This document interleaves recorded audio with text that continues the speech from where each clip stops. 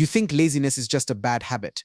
You think it means sleeping in too long, skipping the gym, putting things off until tomorrow. But here's what nobody is telling you.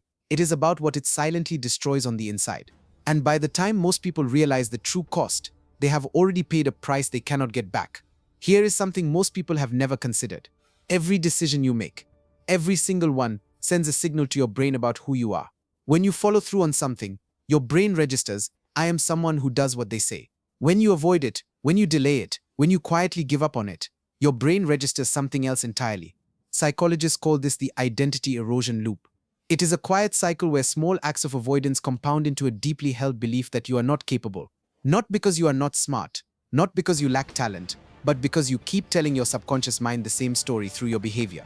Think about a man named Daniel, 31 years old, sharp mind, full of ideas. Every Sunday night, Daniel would write down his goals for the week.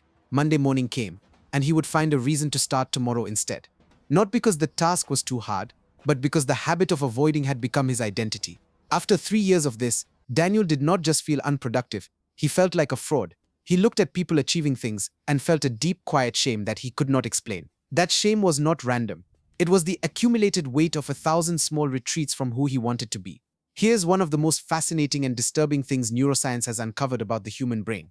Your brain is not designed to want what is best for you. It is designed to want what is safe, what is familiar, what is easy. And every time you choose the comfortable option, every time you scroll instead of study, every time you rest when you should move, your brain gets a small reward signal. But here's the trap nobody warns you about. Your brain begins to perceive challenge as danger, not because the challenge is actually dangerous, but because you have trained your nervous system to treat discomfort as a threat. And when your world shrinks, your ambitions shrink with it. Your conversations shrink. Your confidence shrinks. Your relationships start to feel like obligations.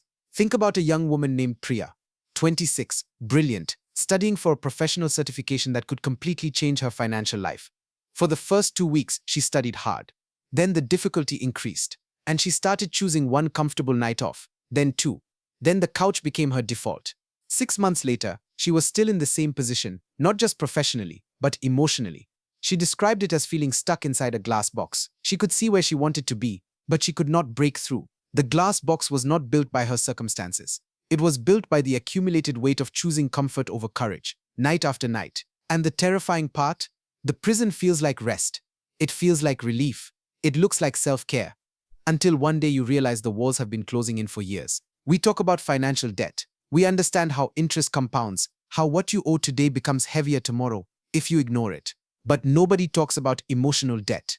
Every time you know what you should do and choose not to. Every time you lie to yourself.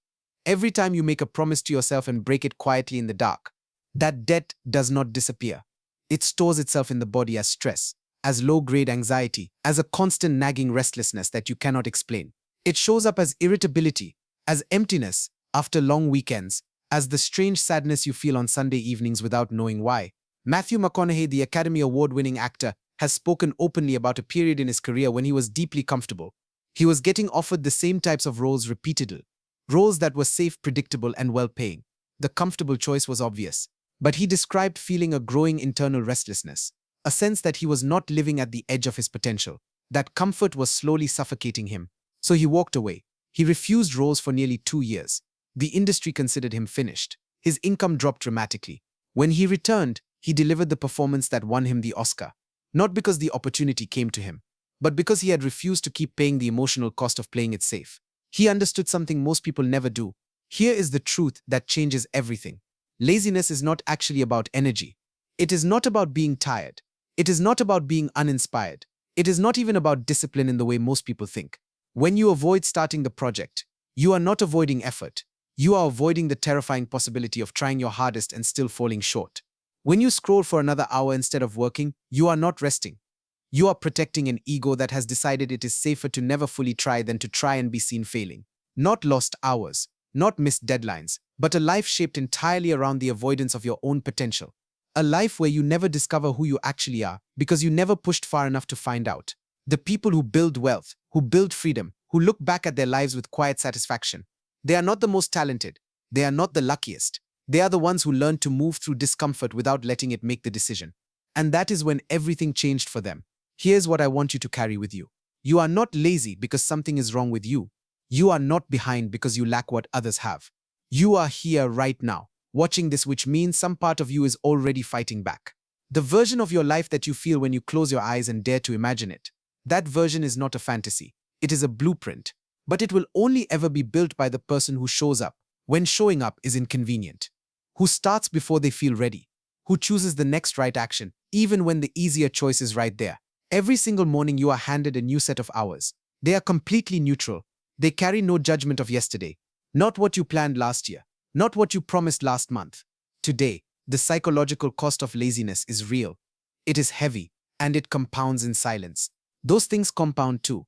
And one day you will look back at this exact moment, this moment right here, and you will know. Make it count.